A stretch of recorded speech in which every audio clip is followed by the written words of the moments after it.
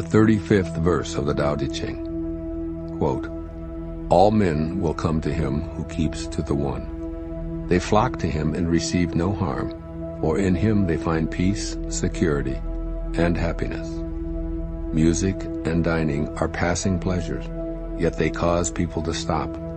How bland and insipid are the things of this world when one compares them to the Tao.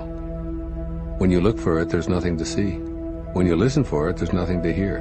When you use it, it cannot be exhausted." Unquote.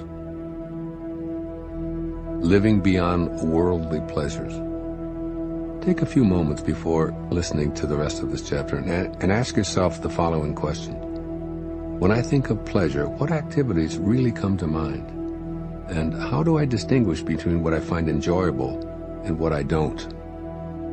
Generally, pleasure is described as something experienced by the senses and available here in the world of form. Perhaps you experience it in a sumptuous meal, in your favorite music, or on the golf course. But it's most certainly a welcome, motivating force for you. Problems can occur, however, when such pursuits become the primary focus of life.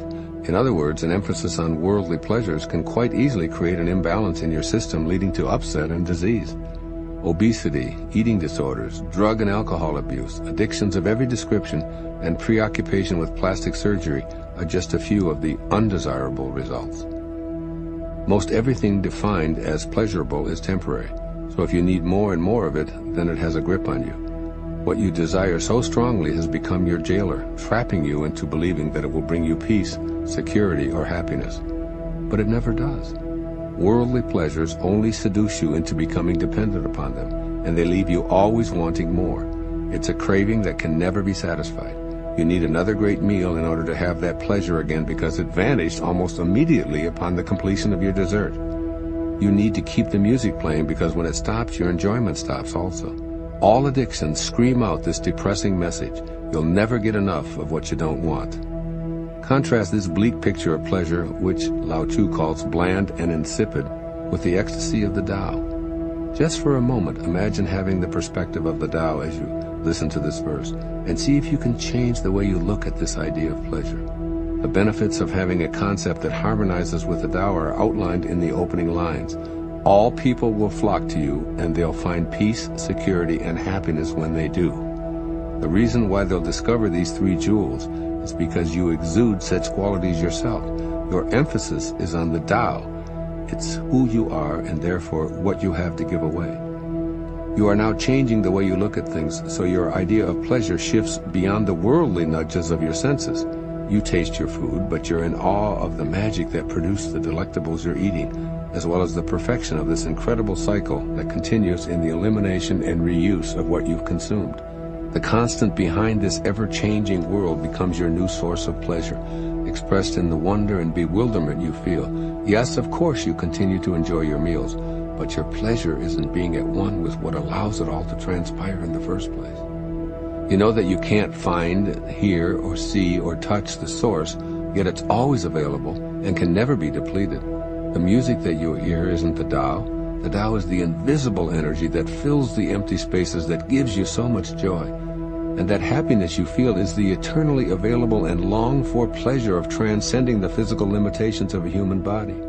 Touching the Tao is way beyond any of the sensory pleasures that we somehow believe will satisfy that longing for transcendence. Addictions become impossible because you're no longer trying to get worldly pursuits to satisfy you. It's like realizing that you can fly when you've been walking faster and faster, but never getting enough speed or altitude. You kept trying to satisfy a natural longing to be aloft through the pleasure of rapid walking. Now you observe the way nature flows. You clearly see it never asking for more, never using up more, and absolutely never demanding that it be provided with more than is necessary to maintain a perfect balance. The realm of passing pleasures is no longer your central place of self-identification. You're at peace, feeling secure and happy because you've changed your worldview to include the infinite Tao. How could addictions ever compare to this? Imagine a heroin addict believing that peace, security, and happiness are available with an inexhaustible supply of opiates. That scenario is impossible because the pleasure that drugs bring lasts but a few seconds, and then the opposite of peace, security, and happiness clicks in. The addict keeps trying to fly by running faster. Ultimately, he comes to despise his life and destroy himself in the process. Such is the destiny of those who seek the pleasures of the world of the senses to fulfill their longing and natural ability to transcend the physical plane. Here's what Lao Tzu is offering you in this profound verse of the Tao Te Ching. First, notice the eternal bliss that's always with you, even when the delicacies are out of sight. Change your way of thinking of yourself as a totally physical being, instead recognizing that worldly pleasures that tend to be overdone are attempts to transcend the physical, which isn't going to happen without tapping into your natural connection to the Tao. Stop equating sensory delight with the Tao-inspired bliss that's available to you every moment. Enjoy all that you experience through the senses. Love your fine dining, bask in the melodies of your favorite music, and be appreciative of the excitement of sexual energy. But notice that this is all coming from your sensory self, which is happily adaptable to this world. Then seek your Tao self, which transcends the physical, and explore its pleasures. Re-examine what true, lasting enjoyment is.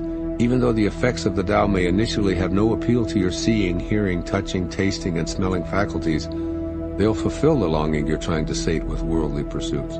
When you're chasing any passing fancy, begin recognizing its value in the here and now, but stop trying to get it to satisfy a greater longing. And second, introduce transcendent thankfulness to your everyday life.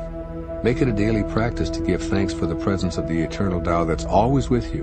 From an appreciative viewpoint, the world that you formerly desired will begin to look different.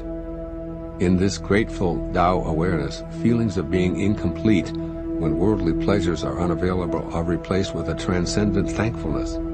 What used to be a need for a worldly delight is replaced with gratitude and contentment for being aware of the aspect of you that is the Tao, free of physical and earthly limitations and confinement. Living with conscious appreciation of the Tao will attract more people and experiences, enriching your balance of mortal and eternal awareness. Open yourself to the unlimited love and abundance of the Tao, and you'll attract more of that same love and abundance to you.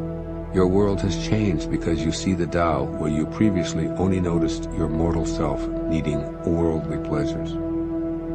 Do the Tao now. Go on a 24-hour fast. When you feel hunger pangs, switch your thoughts to gratitude for the eternal force that's always with you. Warmly let your physical self know that it will be fed when the fast is over, and switch to the Tao self that's unaware of hunger. Enjoy the different nature of the Tao self by concentrating on locating its energy flowing through your body. It will reveal itself, perhaps as contented, exhilarated, or blissful. Note the difference between how this feels compared with worldly pleasures.